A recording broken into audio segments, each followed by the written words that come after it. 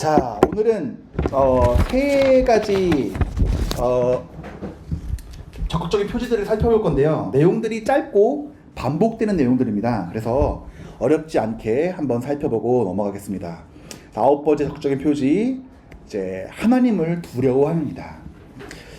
자, 에드워즈 목사님은 얘기하십니다. 은혜로운 감정은 마음을 부드럽게 하며 기독교적인 온유한 마음을 동반하고 산출한다 라고 이야기를 합니다.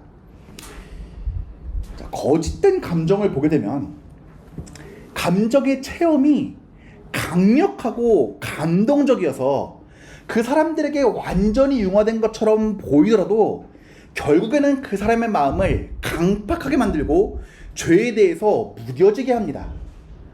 그래서 제가 방금 전에 얘기했던 것과 마찬가지로 무언가 나를 강하게 치는 것이 있으면 그 감정의 체험이 아주 강하게 일어납니다. 그래서 그것에 대해서 되게 열정적이고 적극적이고 삶을 움직이는 것처럼 보여서 마치 그 감정이 나에게 온전히 녹아든 것처럼 보입니다. 근데 그 감정의 자극이 사라지는 순간 아주 빠르게 식어가고 강팍해지게 만들어요. 그래서 예를 들어서 교회를 섬기는 일에 있어서도 똑같이 교회를 위해서 열심히 섬기는 모습으로 나아가지만 어떤 경우에는 그것이 내가 진짜 은혜를 받고 주님의 몸된 교회를 위해서 섬긴다고 얘기할 수 있겠지만 그러지 않은 어떤 경우에는 자기의 만족을 위해서 교회를 섬길 때도 있거든요. 그때 똑같이 감동이 있을 수가 있습니다. 아, 내가 섬기는 교회가 나의 섬김을 말미암아 기뻐하고 사람들이 즐거워하고 교회가 부흥을 하고 하는 걸로 기뻐해요. 근데 그것이 올바른 은혜적인 감정이 아니라면은 결국에 그것은 식어지고 강팍해진다는 것이죠. 그 특징들이 뭐냐면은 내 이익을 추구하는 열정이에요. 근데 이익이 우리가 생각할 때 너무 1차원적으로만 생각합니다. 이익. 아, 내가 뭐 이랬을 때 주머니에 돈이 채워진다든지 아니면 사람들이 좀 박수를 쳐준다든지. 근데 자기 이익은 그렇게 단순하지 않고요. 정말 교묘합니다. 제가 예전에 자기 사랑에 대해서 설명한 적 있을 거예요. 자기 사랑의 범주가 작은 사람은 나 정말 자신밖에 모릅니다. 그래서 내가 칭송을 받고 내가 기쁨 받는 것이 끝이에요. 근데 사람마다 이 폭이 달라요. 어떤 사람이 자기 사랑이 가족 사랑까지 퍼지는 사람이 있고 이 자기 사랑의 폭이 이웃 사랑까지 퍼지는 폭이 있고 이것이 나의 민족, 나라, 어떤 사람은 전 세계 인류에까지 퍼져나가는 사람들이 있어요. 근데 그 중심이 하나님을 사랑하는 것과 동일하지 않다면 그 핵심은 항상 자기 사랑이에요. 그래서 정말 내가 교회를 위해서 봉사하고 사람들을 섬기고 교회를 섬기는 일이라고 할지라도 그 중심에 하나님을 사랑하는 마음으로부터 기인돼서 움직이는 것이 아니라 확장된 자기 사랑이 있다면 이것은 내가 나의 모든 재산을 털어서 옆에 사람들을 돕는다고 하더라도 나의 이익을 추구하기 위한 열정이 될 수가 있는 것이에요. 모든 사람이 그 사람을 성자와 같다고 칭찬할 수도 있어요. 아니, 저 사람은 어떻게 내가 가진 것 아무것도 없이 다 모든 걸 포기하고 시간과 재산과 재물과 모든 수치를 감내하면서까지 저렇게 사람들을 위해 헌신할 수 있느냐고 말하는데 그 중심에도 그 원동력이 자기의 이익일 수가 있다는 것이에요. 또한 자기를 높이는 열정도 마찬가지죠.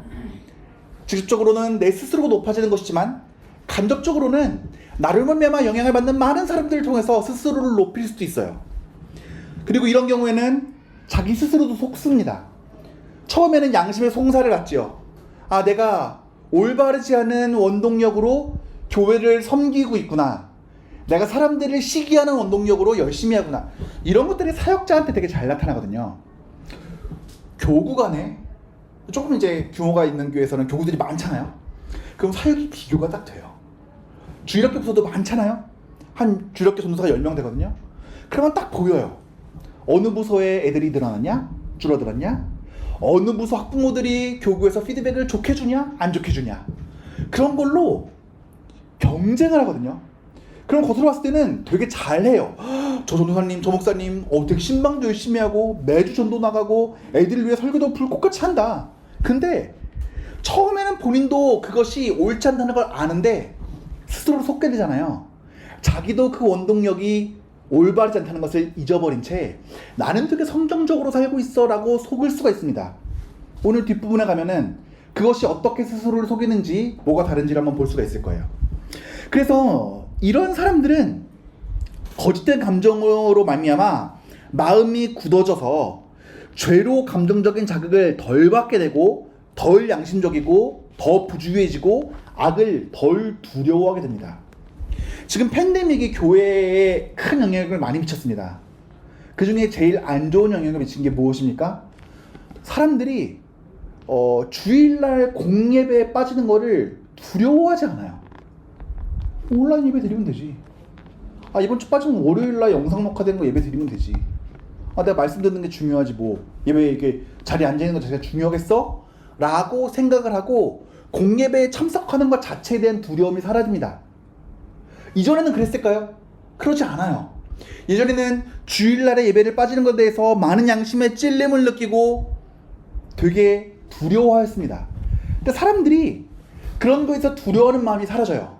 그러면은 자신들이 잘못을 행할 때 더 담대하게 행하게 됩니다. 그리고 동시에 이게 되게 중요한 얘기인데요. 그리스도를 내 죄에서 구원하시는 분이 아니라 내 죄를 구원하시는 분으로 믿게 되는 거예요. 다시 말씀드릴게요.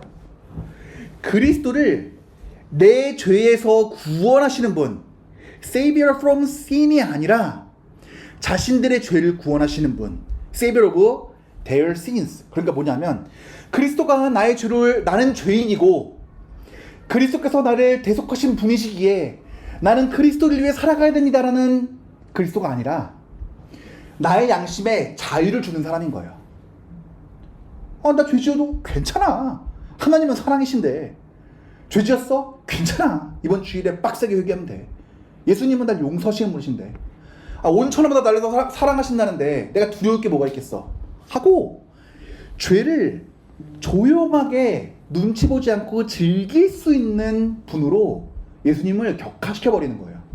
그래서 자유롭게 주일 예배를 빠지고 마음 편하게 기도하지 않고 하루에 성경 한 줄도 읽지 않고 사람들에게 복음 한 번 1년에 전하지도 않으면서 양심의 완전한 자유를 누리는 거예요. 왜? 예수님은 내 죄를 구원하시는 분이시니까. 이것이 거짓된 감정이 주는 특징입니다. 그렇다면 참된 은혜의 특징은 뭘까요? 우리가 9장을 처음 볼 때 표지어가 뭐였습니까? 은혜로운 감정은 마음을 부드럽게 하며 기독교적인 온유한 마음을 동반한다 라고 했습니다. 참된 은혜는 부드러운 마음을 줍니다. 자, 부드러운 마음이 부드러운 마음 딱 들었을 때 제일 먼저 어떤 의미가 떠오릅니까? 부드러운 마음. 우리가 일반적으로 부드러운 마음 하면은 이런 거 아닙니까? 누가 말을 좀 험하게 해도 괜찮아, 그럴 수 있지, 이해해주고, 누가 좀 삐져도 내가 위로해줄게, 일로 와. 우리가 보통 부드러운 마음이라고 할 때 이런 의미를 가지고 받아들이지 않습니까? 근데 에드워즈는 완전히 다른 의미로서 부드러운 마음을 이야기합니다. 에드워즈가 말하는 부드러운 마음은 뭐냐면요, 강팍한 마음과 반대되는 개념이에요. 강팍한 마음은 딱딱하게 굳어져서 외부에서 찔리는 감각이 있을 때에도 잘 느끼지 못해요. 근데 부드러운 마음은 어떻습니까? 저 오늘도 저희 아들 볼과 아침에 배돼지를 만지다 왔는데 몽실몽실하니 너무 부드럽습니다. 그런 만큼 뭡니까? 더 외부의 자극을 잘 느껴요. 우리가 딱딱한 데에다가 바늘로 찔러도 크게 아프지 않은데 이게 보들보들 예민한 데에다가 바늘로 쿡 찌르면 막 이런 데에다가 찔린다고 생각해 보십시오. 얼마나 따갑습니까? 그것처럼 이 부드러운 마음은 죄에 민감한 마음이에요. 조그만한 죄가 들어오려고 자극을 할 때도 그것을 이게 아주 연하고 부드럽기 때문에 금방 자극하는 거예요. 일반적으로 은혜를 받기 전에 죄에 대한 양심의 깨달음이 선행됩니다. 내가 잘못했구나. 근데 이후에 진심으로 그래서 회개하게 된다면은 참된 회개와 믿음 안에서의 기쁨과 평안을 얻게 됩니다. 그래서 이 부드러운 마음은 양심이 송사를 합니다. 너 죄인이야. 너 잘못했어. 그때 부드러운 마음은 맞아, 내가 죄인이야, 내가 잘못했어 하면서 내 죄를 구원하는 예수님이 아니라 죄로부터 나를 구원하시는 예수 그리스도를 바라보게 되는 거예요. 그러면 뭐가 되냐면은 죄가 나를 송사하는 공포로부터 자유로워지는데 오히려 죄에 대한 깨달음은 더 예민해지는 거예요. 그래서 죄가 나를 송사할 때에 너 죄인이 할 때 맞아라고 쉽게 인정하면서도 동시에 그 죄가 주는 죄책감에서는 자유로울 수가 있는 거예요. 그래서 참된 은혜를 경험한 사람은 내가 죄인인지를 더욱더 확신하게 되면서 죄를 경계하게 됩니다. 앞에서는 뭐라고 그랬죠?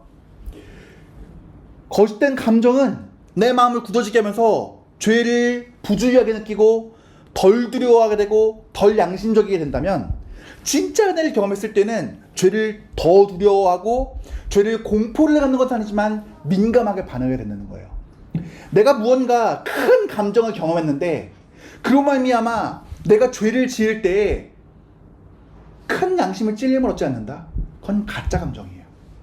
내가 큰 은혜를 경험했는데 이후에 내가 평소에 행하던 것들이, 내가 평소에 자녀한테 좀 감정적으로 말했던 것들이, 내가 평소에 아무렇지 않게 길거리에 쓰레기를 버렸던 것들이 더 이상 아무렇지 않게 느껴진다면 그것은 올바른 은혜가 내 마음 가운데 주어졌다는 것입니다.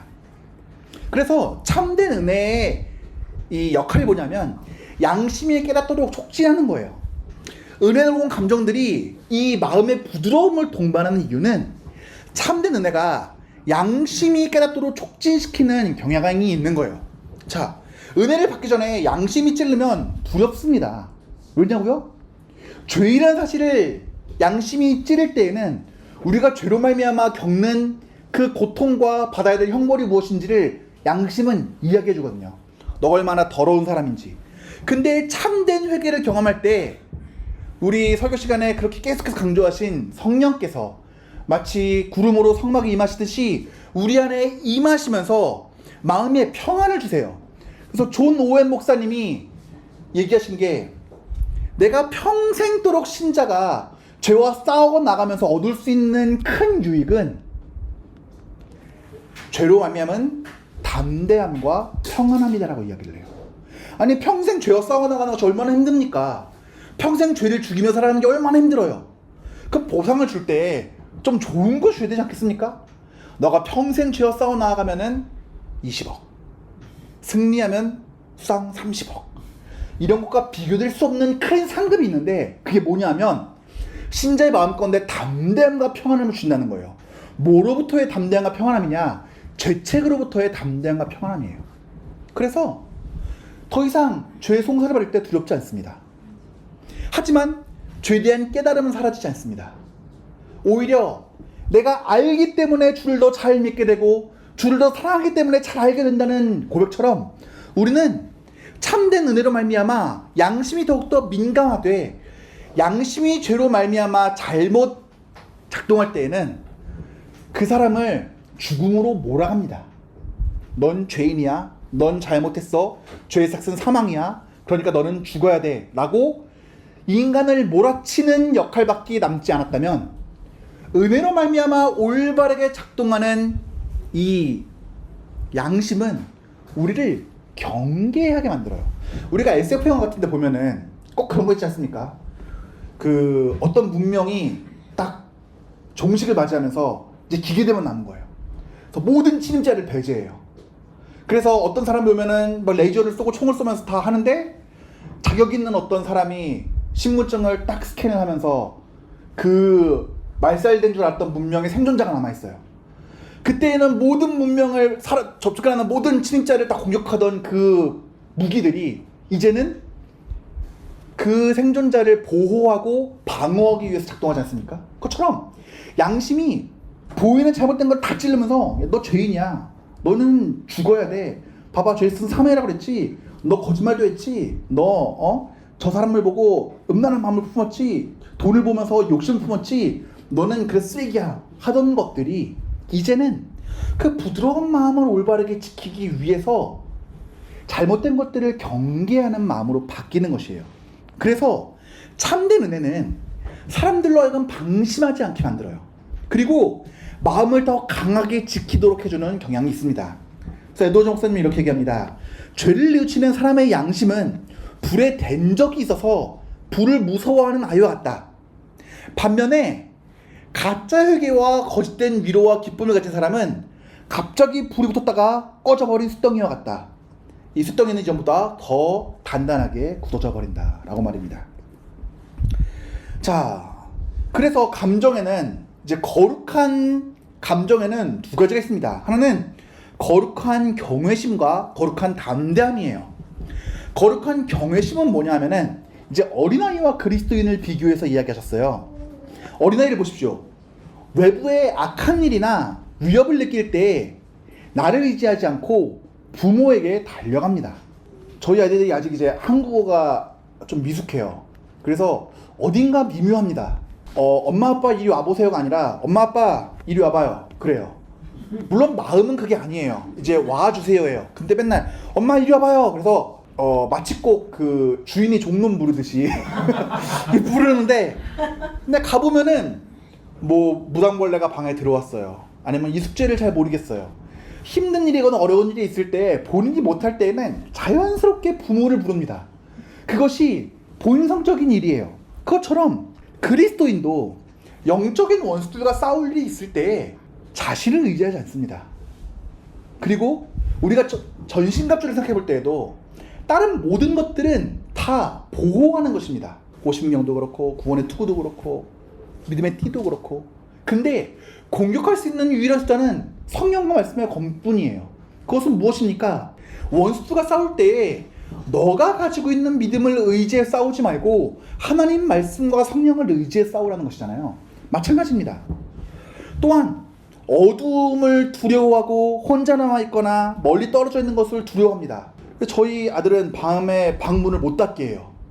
아무리 방에 불을 환하게 켜줘도 방문을 열어놓고 거실에 불을 켜놔야 됩니다. 안 그러면 무서워해요. 그리스도인들도 마찬가지입니다. 어딘가 길을 갈 때 내가 어디로 가야 할지 모를 때, 나의 앞길이 깜깜할 때, 그때 그것을 두려워하면서 내가 혹시라도 이 길에 잘못 가서 하나님으로부터 멀어질까를 두려워하면서 하나님께 내가 가야 될 길을 물으면서 가지 않습니까? 그리고 어린아이들은 자기보다 높은 이들을 두려워합니다. 그래서 유치원생에게 제일 무서운 게 누군지 아십니까? 초등학생입니다. 초등학생들, 어른들이 얘기하면 눈 하나 깜짝 안 해요. 하지만 중학생을 데리고 오면 두려워합니다. 중학생들 그렇게 요즘 중2병이라고 그러죠. 자기에게 도취해서 무서워하고 선생님들 막 학교에 어떤 권위가 사라지고 두렵지 않습니다. 고등학생들에도 놓으면 두려워합니다. 물론 고등학생은 대학생을 두려워하지 않지만 그렇게 어린아이들의 특징은 뭐냐면 위에 사람들을 두려워해요. 그처럼 신자들도 하나님을 두려워하고 그분의 분노를 두려워하는데 그것을 마냥 두려워하는 것이 아니라 그분의 경고하시는 것을 무시하지 않고 그분이 슬퍼하시는 것을 두려워하며 그분을 두려워합니다. 그 두려워하는 것이 하나님을 경외하는 마음이에요. 내 육체가 주를 두려워함으로 떨며 내가 주의 판단을 두려워하나이다 라고 합니다. 자, 복습하겠습니다. 이제 경외할 때에는 두려움과 더불어서 또 하나 뭐가 있다고 그랬죠?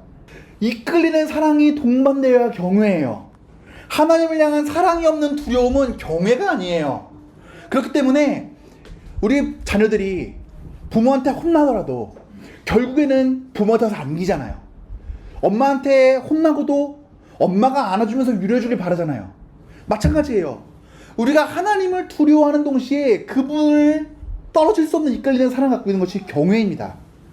그러면은 우리가 그런 두려운 마음만 갖고 있는 것이 참된 은혜를 경험한 신자의 감정이냐? 아닙니다. 거룩한 담대함 역시 우리에게 주어졌습니다.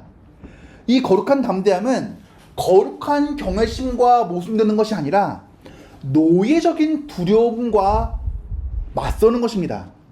거룩한 경외심과 모순되지 않고 거룩한 담대함은 노예 같은 관계적인 거리감과 도덕적 거리감을 없애주지만 하나님과 우리 사이의 거리감은 줄여주지 않습니다. 그래서 우리는 죄에 대해서는 담대하고 하나님에 대해서는 두려워하며 사랑할 수 있는 것이 거룩한 경외와 거룩한 담대함을 같이 가질 수 있는 우리의 특권입니다. 근데 사람들은 이것을 혼동해요. 그래서 뭐라고 하냐면 하나님께 무례히 행하면서 이것이 하나님과의 친밀함으로는 담대함이라고 이야기를 합니다. 그래서 소위 이제 잘못된 성령 운동을 하시는 분들이 막 이야기하잖아요. 아, 지금 성령님께서 내 어깨에 앉아 계십니다. 진짜 성령께서 내 어깨 위에 임하셨으면은 그 자리에서 편안하게 밥 먹고 편안하게 물 마시고 수다 떨 수 있겠습니까? 하나님의 임재하심이 내 옆에 있는데. 그러는 것들은 신앙의 담대함을 핑계로 하나님께 무례히 행하는 거예요. 그래서 그런 경우들 있지 않습니까? 하나님과 친밀하다는 핑계를 가지고 하나님께 무례하게 행하는 것들, 이런 거는 올바른 신앙의 태도가 아닙니다. 그래서 성도들에게 거룩한 담대함이 더 크게 생길수록 스스로를 덜 의지하고 하나님을 더 의지하게 되는 것입니다. 자, 10번째 표지는 신앙의 균형입니다. 참으로 은혜로운 거룩한 감정들이 거짓된 감정과 다른 점 또 한 가지는 아름다운 균형과 조화를 이루고 있다는 것입니다. 자, 여기 질문이 생깁니다. 자, 진정으로 신앙 감정이 조화롭게 균형을 이룬다면 참된 성도가 이 땅에서 경험하는 미덕과 감정들이 완전하다라고 말할 수가 있을까요? 왜냐하면 이 조화롭게 균형을 이룬다는 것은 흠이 없는 거잖아요. 근데 이런 것들이 이 땅 가운데 완전하다고 말할 수가 있을까요? 라고 질문하는 사람들이 있었습니다. 그런 사람들에게 이야기합니다. 성도들이 이 땅 가운데서 경험하는 미덕들과 은혜로운 감정들의 균형은 완벽한 것은 아닙니다. 왜일까요? 우리는 성화의 과정으로 이미 구원받았지만 아직 이루어지지 않은 구원 가운데 걸어가고 있습니다. 무슨 의미인지 아시죠? 이미 우리는 온전히 최후 승리를 약속받았고 우리는 칭의받았으나 우리가 하나님께서 영화롭게 하실 그날까지 우리는 성화의 과정을 밟아가는 존재입니다. 우리는 죄로부터 자유로워졌지만 그럼에도 불구하고 우리 안에는 아직 불이하게 남아있는 죄와 싸워나가야 되는 이중적인 구조 가운데 있습니다. 그렇기 때문에 우리가 이 땅 가운데 경험하는 은혜로운 감정과 미덕들은 완벽하진 않습니다. 다만 불신자들과 위선자들이 그 죄로 말미암아 경험하는 완전한 부조와 같이 끔찍할 정도의 결점은 아닙니다. 그렇다면은 우리가 어떻게 감정의 올바른 균형을, 신앙의 균형을 지니며 살아갈 수가 있을까요? 레도 전사님은 그것이 우리 안에 있는 온전한 그리스도의 형상 때문이다 라고 이야기를 합니다. 신자 안에 있는 그리스도의 형상은 아름답고 조화로운 하나님의 솜씨가 담겨져 있습니다. 그래서 신자 안에 있는 그리스도의 형상은 신자로 하여금 은혜에 반응하도록 만듭니다. 자, 우리가 하나님께서 인간을 만드실 때 무엇대로 만드셨다고 되었죠? 창세기 보면 하나님의 형상대로. 그래서 우리가 사람을 이미지 오브 라틴어로 이마고 데이라고 하지 않습니까? 하나님의 형상이다. 그럼 하나님의 형상이라는 것이 무엇입니까? 하나님은 영이신데, 하나님은 이미지로 우리가 볼 수 없는 분이신데 왜 우리가 하나님의 형상입니까? 그 의미는 뭐냐면 우리를 도덕적 존재로 창조하셨다는 거예요. 우리의 영혼과 우리의 육체가 하나 되어서 하나님이 선하시고 도덕적이시고 덕스러운 통치로 이 땅을 통치하실 때 그 통치를 실현하는 존재로 창조하셨다는 것이에요. 근데 죄로 말미암아 그것이 깨어졌습니다. 우리가 소위 선악과를 먹을 때 이야기하잖아요. 그것을 먹었을 때 선악을 분별하게 된다. 근데 그 이전에 우리는 하나님의 형상을 따라 선을 행하는 사람들이었습니다. 근데 하나님 말씀을 따르지 않고 선악과를 먹을 때 유혹이 뭡니까? 너가 이것을 먹으면 하나님처럼 될 수 있다. 모든 판단의 중심이 하나님으로부터 나로 바뀌었습니다. 그러면서 악을 행하게 되는 것이에요. 그러면서 무엇이 선인지를 올바르게 판단하고 하나님의 그 덕스러우심을 쫓아 살아갈 수 있는 기능들이 다 망가져 버렸어요. 그러니까 예수 그리스도를 말미암아 그 그리스도의 형상이 우리 가운데 임하면서 우리는 다시금 은혜로운 것들에 반응할 수 있는 기능이 회복된 것입니다. 그래서 위선자와 참된 신자를 구분해보면 이러한 차이점이 있습니다. 위선자들은 감정의 불균형을 느껴요.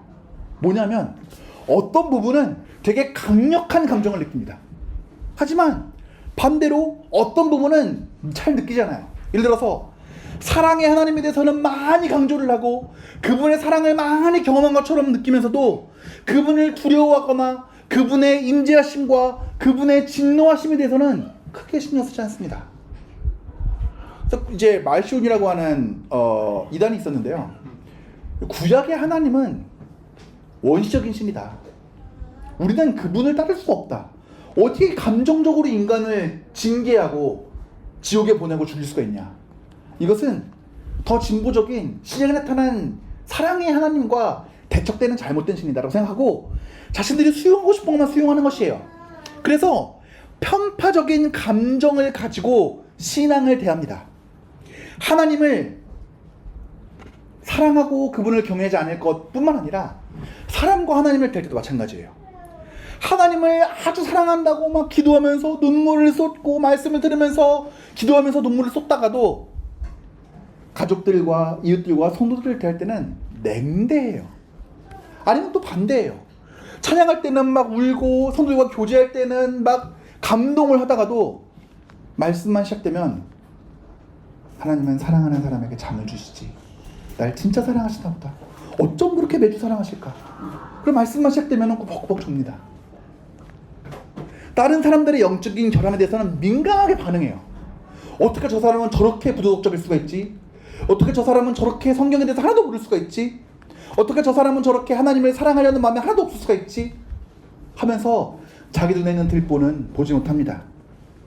고상한 영적인 계명을 지킨다고 이야기를 합니다. 그러면서 자기는 마치 아주 높은 수준에 있는 영적인 존재이기 때문에 하찮은 것들은 신경 쓰지 않아도 된다고 생각합니다. 그래서 아주 기본적인 계명들을 거역하면서도 양심의 가책을 느끼지 않습니다. 다른 영혼들을 돌보는 것들과 하나님의 형상된 다른 사람들을 돌보는 것들, 복음을 전하는 일들, 하나님 말씀을 읽는 것들, 그런 것들을 수준 낮은 것으로 보고 나는 더 많은 교리들을 공부하고 사람들을 가르치고 이것들을 선포하는 일에 힘써야지 그런 수준 낮은 일은 다른 사람들이 하는 거야 라고 편파적인 감정들을 경험합니다. 하지만 신자는 기쁨과 거룩한 두려움, 위로와 회개와 슬픔을 함께 느낍니다. 그렇기 때문에 진정한 그리스도의 사랑을 경험한 사람은 예수 그리스도의 가르침을 쫓아서 이웃의 영혼만 사랑하는 것이 아니라 이웃의 육체도 사랑하고 나의 영혼만 돌보는 것이 아니라 나의 육체 또한 돌봅니다. 하나님은 하나님이십니다. 퍼즐 조각이 아니에요. 많은 사람들은 하나님을 퍼즐 조각으로 이해합니다. 하나님은 사랑이라는 조각이 있고 끼워 맞추고, 하나님은 공의라는 조각이 있고 끼워 맞추고, 하나님은 자비라는 조각이 있고 끼워 맞추고, 하나님은 뭐 은혜롭다는 조각 끼워 맞추고. 근데 하나님은 그렇지 않습니다. 우리가 신론을 생각할 때 가장 중요한 것 중에 하나는 하나님의 심플리시티예요. 단순함이에요. 하나님이 우리가 바라보는 시간과 공간 안에서는 때로는 사랑으로 비춰 보이시고, 때로는 진노하심으로 비춰 보이시고, 때로는 공의로 비춰 보이시지만 하나님은 그냥 하나님이세요. 근데 우리가 이 땅 가운데에서 경험되어지는 하나님의 모습이 다른 거예요. 태양은 늘 따뜻한 빛을 우리에게 비춰주지만 그것이 얼음에 닿았을 때는 얼음을 녹고 시냇물이 흐르게 하고, 꽃에 비쳤을 때는 꽃이 물을 잇고 열매를 맺게 하고, 새싹에 비쳤을 때는 새싹이 자라나게 하고, 사랑에 비쳤을 때는 땀을 흘리게 합니다. 이것처럼 하나님은 그냥 하나님이세요. 그렇기 때문에 신자가 올바로 하나님을 경험한다면 무엇입니까? 하나님의 사랑도, 하나님의 공의하심도, 하나님의 진노하심도, 하나님의 긍휼히 여기심도 모든 것을 다 누리고 이해하면서 올바르게 감정하는 것이에요. 이것이 참 신자가 느끼는 올바른 감정입니다. 또한 유선자들은 특정의 죄들만을 미워하고 거부합니다. 그래서 겉으로 드러나는 많은 외적인 부분들에서 신경 쓰면서 자기의 마음 가운데 있는 탐심에 대해서는 매우 너그럽습니다. 그래서 에드워즈 목사님은 우기에 내리고 건기에 말라버리는 비와 같이 죄와 싸우는 일에 일관성이 없다고 합니다. 충동적이라고. 어떨 때 내가 불받았다 할 때에는 막 모든 것을 개혁시킬 것처럼 하다가 어느 순간에는 싹 사라져버리고 일상생활로 돌아가 버립니다. 그게 주기가 길 때에는 여름 수련회 같은 데 딱 있을 때 주기가 있잖아요. 자, 새해 말씀 사경회 때 은혜를 받고 그때 받은 은혜로 간신히 버티며 살아가다가 부활주일 때쯤에 다시 한번 은혜를 받고 또 간신히 살아가다가 여름 상경회 때 은혜를 한번 받고 또 아무 은혜 없이 살아가다가 가을 상경회 때 은혜를 받고 얼마나 좋아요. 교회에서 이게 분기별로 한 번씩 살아날 수 있는 힘을 주니까. 근데 설령 그게 진짜 은혜를 받는 거라고 치더라도 그렇게 살아가는 사람들이 어떤 생명력을 갖고 주님의 나라를 위해 일할 수 있겠습니까? 근데 신자들은 달라요. 죄를 미워할 때에도 모든 죄를 미워하고 거부하고자 애쓰면서 또한 상황에 상관없이 생수의 샘에서 흘러나오는 물줄기와 같이 비가 오나 가뭄이 드나 마르지 않고 항상 그 은혜를 흘려보내기를 힘씁니다. 그리고 위선자들은 사람들이 모인 자리에서는 쉽게 감동을 받지만 하나님과 은밀하게 독대하는 자리에서는 그렇지 못해요. 하지만 참된 신자는 성도 간의 교제를 누릴 때나 하나님을 독대할 때나 변함없이 교제를 기뻐합니다. 오히려 성경에서는 신자로 하여금 골방에 들어가서 하나님과 독대할 것을 강조합니다. 성경은 성도들이 하나님의 은혜를 가장 탁월하게 맛볼 수 있는 방법이 은밀한 곳에서 하나님을 찾는 것이라고 이야기합니다. 자, 모세를 보십시오. 하나님께서 불타는 가시 가운데 자신을 계시하실 때 호렙산의 광야에서 홀로 있었습니다. 또한 호렙산에서 홀로 40주일을 보내며 하나님과의 깊은 교제를 누릴 때 하나님과 독대하였습니다.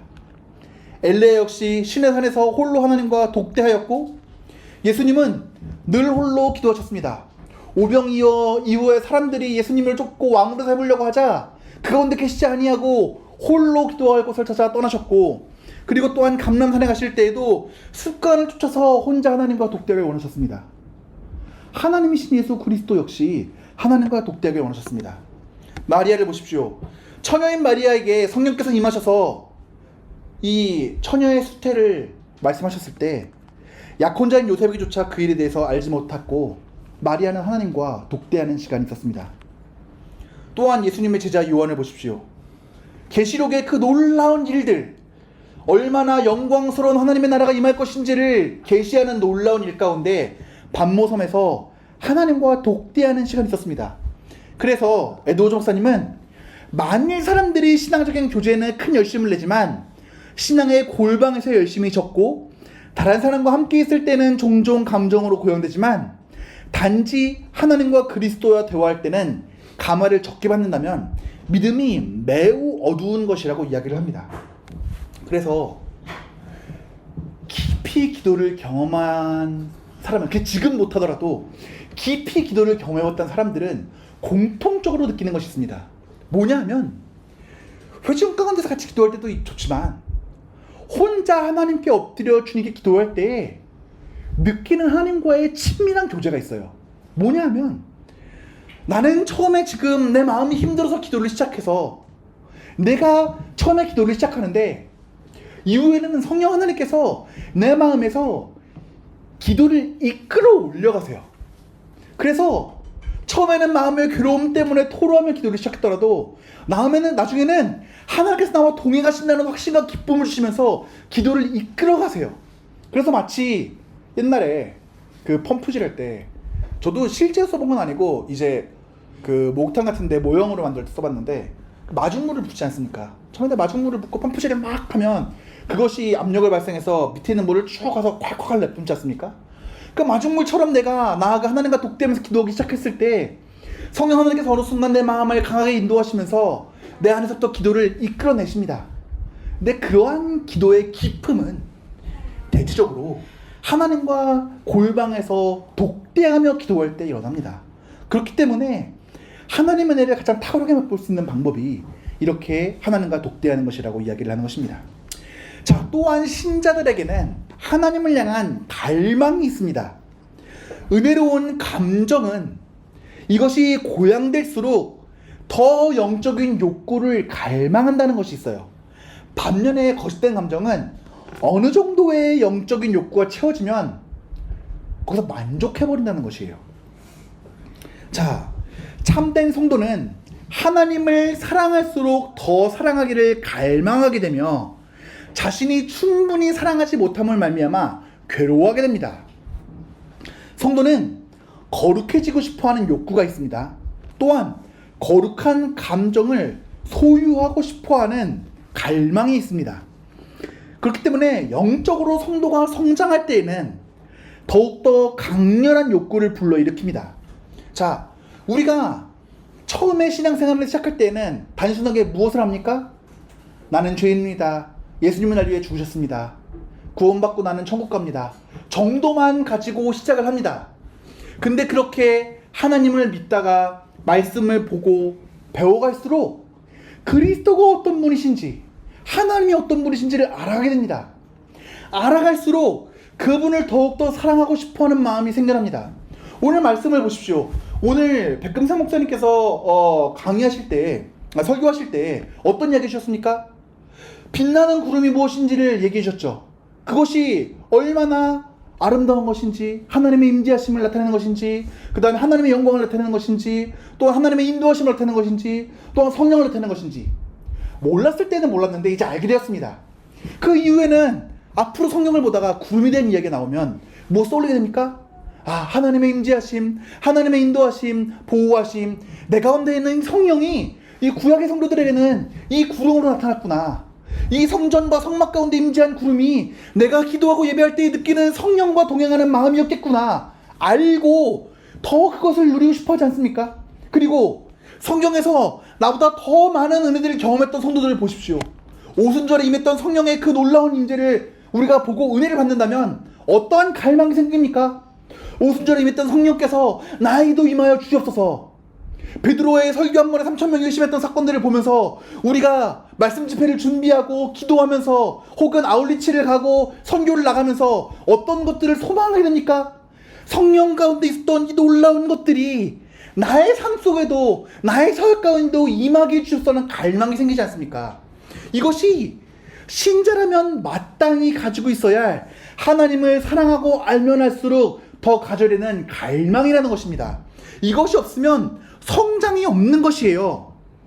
그래서 사도 바울은 우리가 아무리 땅 가운데 탁월한 성도라고 할지라도 장차 도달할 성숙함과 완전함에 비하면 어린아이에 불과하다고 이야기하고 있는 것입니다. 또한 우리가 이러한 갈망을 가지지 않는다면 성장하지 않는 것이에요. 성장하지 않으면 얼마나 두렵습니까? 생각하십시오. 우리가 영적으로는 성장하지 않는 많은 사람들을 보고 내 스스로 보면서 아무런 문제의식을 하지 못합니다. 근데 만약에 우리의 몸이 성장하지 않는다고 생각하십시오. 저희 아들이 지금은 이제 한 중간 정도 되는데요. 이제 좀 더 어렸을 때, 저희가 미국에 있을 때 한국에 나와서 이제 그 키 성장 검사를 한번 해봤는데 8%였나? 뭐 이렇게 나왔어요. 8%가 뭐냐면 이제 100이 그쪽에 제일 큰 애고 1이 제일 작은 애라면은 그 8% 정도 되는 거예요. 그러니까 잘 안 큰 거죠. 근데 정상이에요. 잘 뛰어놀고 뭐 열심히 책도 잘 읽고 잘 해요. 근데 키가 또래보다 좀 작아요. 그거 하나만 가지고도 아, 이 아이는 왜 좀 덜 클까라는 걱정을 가지고 바르게 자라날 수 있도록 돕습니다. 영적으로도 마찬가지예요. 참된 성도는 자라나야 돼요. 그리고 자라나면 자라날수록 그 나이대 맞는 갈망이 있어야 됩니다. 그것이 없을 때에는 영적인 장애가 있는 것이에요. 육체적인 장애가 있는 것처럼요. 근데 우리는 너무 관대합니다. 영적으로 갈망하지 않고 성장하지 않는 것이에요. 근데 에드워즈 목사님은 그것이 옳지 않다고 이야기하고 있는 것입니다.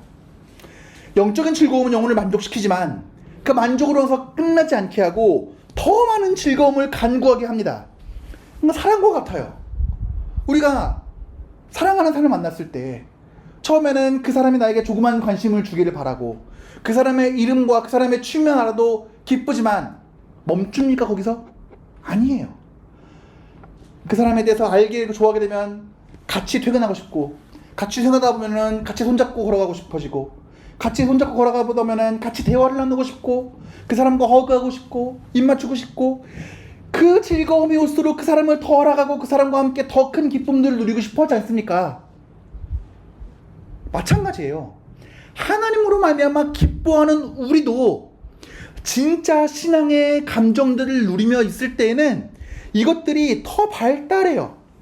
그래서 이전에는 둔감한 영적인 미각이 먹었을 때 그냥 달다로 끝났다면, 이제는 단데 살짝 쌉싸름한 맛, 약간 새콤하면서 단맛, 조금 매콤하면서 단맛, 그런 것들을 미세하게 판단하면서 기쁨을 누리는 것이에요.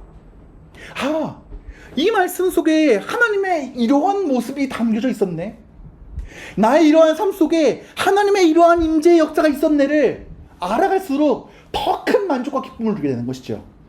그래서 신자는 은혜를 누릴수록 나의 부족함과 불완전함을 자각하는 동시에 내가 신자로서 마땅히 누려야 할 것이 뭔지를 자각하기 때문에 더 큰 은혜를 간구하게 되는 것입니다.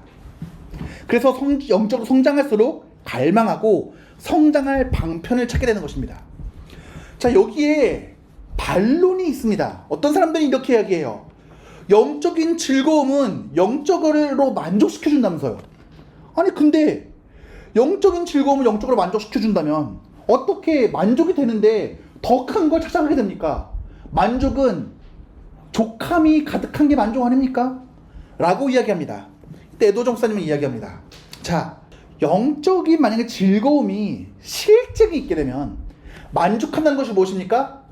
어떤 자극이 있을 때 그 자극이 더 이상 나한테 큰 효과를 주지 못하는 거예요. 그걸 쉬운 말로 실증이 난다고 합니다. 어떤 장난감이 있어요. 너무 신나요. 처음에 너무 재밌어요. 하다가 더 이상 만족을 주지 못하는 순간이 뭐예요? 실증이 나는 거예요. 그렇기 때문에 영적인 실증이 우리에게 주어진다면 만족이 끝나는 거예요. 근데 올바른 영적인 즐거움은 실증이 없어요. 영적인 실증은 죄로 말미암은 겁니다. 그래서 김남준 목사님의 실증이라는 책이 있거든요. 기회되면 한번 읽어보세요. 이 영적인 실증이 무엇인지, 죄와 어떤 영향을 가지고 있는지 잘 쓰여져 있습니다. 보세요. 그래서 영적인 즐거움은 오히려 더 큰 즐거움을 갈구게 만들어요. 그 영적인 즐거움으로 영혼이 만족한다는 것은 이런 의미가 있어요. 사람의 본성과 능력과 필요하게 완전히 일치해서 영적인 즐거움을 조금이라도 경험한 사람은 다른 즐거움들을 구하지 않게 돼요. 이미 이것으로 충분히 만족해요. 내가 내 옆에 있는 사람을 진심으로 사랑한다면은 TV에 연예인들이 나올 때 예쁘다, 야 잘생겼다 라고 느낄 수 있어도 박탈감을 느끼거나 외로움을 느끼지 않습니다. 왜냐하면 내 옆에 사랑하는 사람으로 말미암아 충분한 즐거움들을 누리고 있기 때문이에요. 영적인 즐거움은 영적인 욕구들을 충족시켜줍니다. 또한 영적인 즐거움이 주는 만족과 기쁨은 영구적이에요. 이게 아니라면 천국은 지옥입니다. 천국은 영원히 살아야 돼요. 근데 영적인 만족에 끝이 있어요. 그러면 어느 순간부터 더 이상 만족이 없을 거 아니에요. 얼마 동안? 영원히. 그럼 그게 천국입니까? 지옥이지. 어느 순간부터 실증으로 영원히 가득하는데. 근데 하나님은 무한하십니다. 우리가 알아가야 될 하나님에 대한 것이 무한해요. 하나님은 무한하셔서 우리가 무한하게 사랑하려고 해도 하나님을 완전히 다 사랑할 수가 없어요. 그렇기 때문에 영적으로 주는 즐거움에는 끝이 없습니다. 그래서 천국이 사랑의 나라일 수가 있는 거고, 천국이 즐거움 만족과 나라일 수가 있는 것이에요. 그러나 이러한 만족이 더 큰 영적인 즐거움들과 선을 갈망하지 않는다는 의미가 아닙니다. 영적인 선을 경험할수록 탁월함과 만족을 더 많이 알게 되고 더 많은 선을 갈망하게 되는 것입니다. 그래서 성경은 그것이 성도의 특징이라고 가르쳐요. 성도의 특징은 하나님을 찾고 구하고 더 큰 깨달음과 감정을 갈망하는 것이라고 합니다.